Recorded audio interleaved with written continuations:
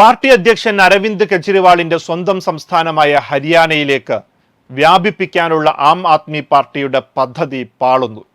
കോൺഗ്രസുമായി സഖ്യത്തിന് തയ്യാറാകാതെ ഒറ്റയ്ക്ക് മത്സരിക്കാനുള്ള AAP തീരുമാനം പാളിയെന്ന് തെളിയിക്കുന്നതാണ് ഹരിയാനയിലെ ഇത്തവണത്തെ നിയമസഭാ തിരഞ്ഞെടുപ്പ് ഫലം. വോട്ടെണ്ണൽ ഏതാണ്ട് അന്തിമഘട്ടത്തിലേക്ക് കടക്കുമ്പോൾ ഒരിടത്ത് പോലും പാർട്ടി ലീഡ് ചെയ്യുന്നില്ല. അഴിമതി കേസിൽ കുടുക്കി കേന്ദ്ര സർക്കാർ ജയിലിലടയ്ക്കുകയും പിന്നീട് വീരപരിവേഷത്തോടെ ജാമ്യം നേടി പുറത്തിറങ്ങുകയും ചെയ്ത ഡൽഹി മുൻ മുഖ്യമന്ത്രി കൂടിയായ അരവിന്ദ് കെജ്രിവാളിന്റെ മുഖച്ഛായ ഹരിയാനയിൽ ഗുണം ചെയ്യുമെന്നായിരുന്നു പാർട്ടി കരുതിയത്. അത് തകരുന്നതാണ് തെരഞ്ഞെടുപ്പ് ഫലം കാണിക്കുന്നത്.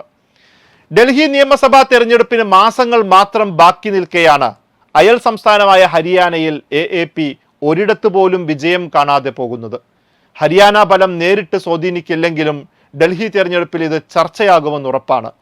ഒരു സീറ്റിൽ പോലും പാർട്ടിക്ക് വിജയിക്കാനായില്ലെങ്കിൽ അത് പ്രവർത്തകരുടെ മനോവീര്യം കെടുത്തുമെന്നതാണ് പ്രശ്നം. ഹരിയാനയുടെ മറ്റൊരു അയൽ സംസ്ഥാനമായ പഞ്ചാബിലും AAP ആണ് ഭരിക്കുന്നത്.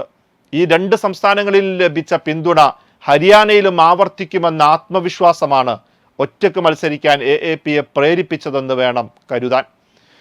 കോൺഗ്രസിന്റെ പ്രാദേശിക നേതാക്കൾ AAPയുമായുള്ള സഖ്യത്തെ അനുകൂലിച്ചിരുന്നില്ല. എന്നാൽ ലോക്സഭയിലെ പ്രതിപക്ഷ നേതാവായ രാഹുൽ ഗാന്ധി ഉൾപ്പെടെ മുതിർന്ന നേതാക്കൾ AAPയുമായുള്ള സഖ്യത്തിന് ശ്രമിച്ചിരുന്നു. ഇത് വോട്ട് വിഭജനം തടയുമെന്നായിരുന്നു നേതാക്കൾ ഇതിന് നൽകിയ ന്യായീകരണം. BJPയെ പരാജയപ്പെടുത്താനുള്ള ഏറ്റവും നല്ല അവസരമാണ് ഇതിലൂടെ ലഭിക്കുകയെന്നും നേതാക്കൾ കരുതിയിരുന്നു. ആം ആദ്മി പാർട്ടിയുടെ മുതിർന്ന നേതൃത്വവും സഖ്യത്തിൽ താൽപര്യം പ്രകടിപ്പിച്ചിരുന്നുവെങ്കിലും സീറ്റ് ഷെയർ സംബന്ധിച്ച തർക്കം അതിന് തടസ്സമായി.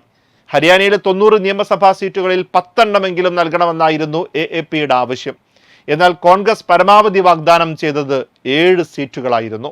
അടുത്ത വർഷം നടക്കുന്ന നിയമസഭാ തെരഞ്ഞെടുപ്പിന് ശേഷം AAP സർക്കാർ രൂപീകരിച്ചാൽ മാത്രമേ താൻ മുഖ്യമന്ത്രി സ്ഥാനം ഏറ്റെടുക്കുള്ളൂ എന്ന് പ്രഖ്യാപിച്ചാണ് ജയിൽ മോചിതനായ ശേഷം അരവിന്ദ് കെജ്രിവാൾ സ്ഥാനമൊഴിഞ്ഞത്.